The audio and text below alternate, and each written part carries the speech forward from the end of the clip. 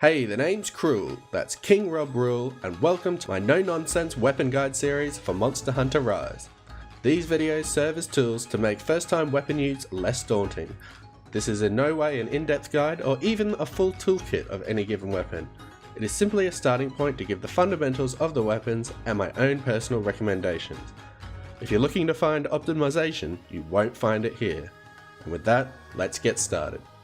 The hunting horn is known for the ability to buff yourself and your teammates, but it is in no way a support weapon. It's stylish, fun, and easy to use, and is more than viable as a solo weapon. Before any encounter with the hunting horn, make sure you play self-improvement by pressing ZR. See how much faster you move compared to not using it? The hunting horn doesn't have a draw attack like the rest of the weapons. However, this is good for this weapon, as it allows you to draw into any note as demonstrated here.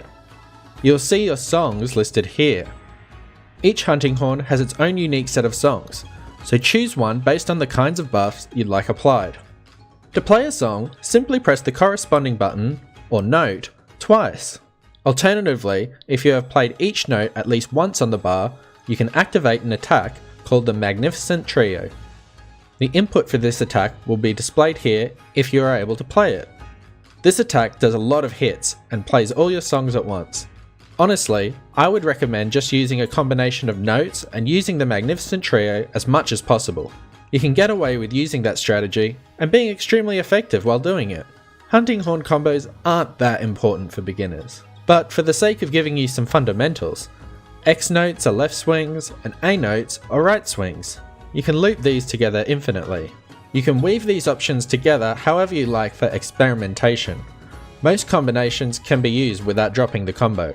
Just remember to use your Magnificent Trio when you can, and you'll be fine. While in battle, you'll see this gauge fill up as you attack the monster. When it's full, it will glow yellow. This will signal that you can play your Infernal Melody. To play the Infernal Melody, simply press ZR at the end of your Magnificent Trio. Apart from looking cool as hell, it significantly boosts the attack of you and your allies. Now onto Wirebug attacks.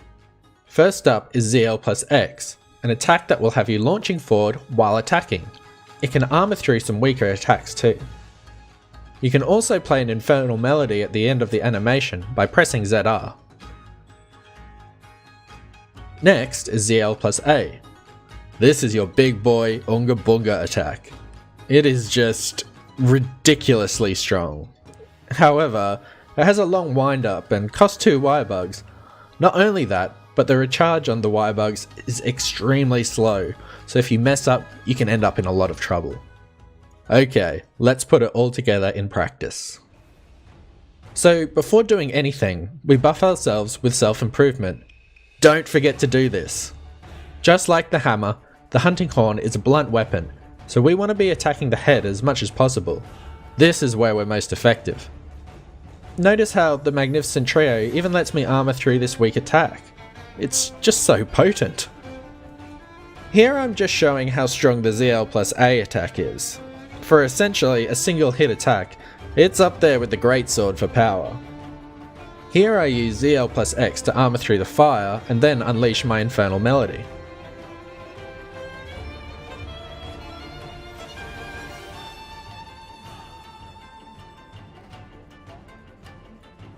I tried to go for a Magnificent Trio to follow up, but you can't win them all, right? At this point, all my assault on the head has really worn Rathian out.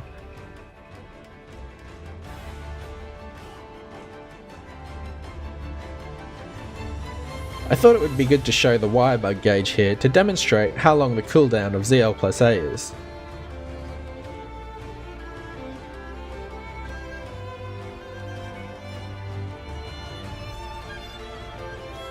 So yeah, the move is long over.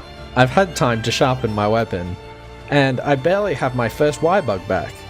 In short, use with caution. Anyway, that was Hunting Horn in 5 minutes. Don't forget to look up more in-depth guides once you get a feel for the weapon.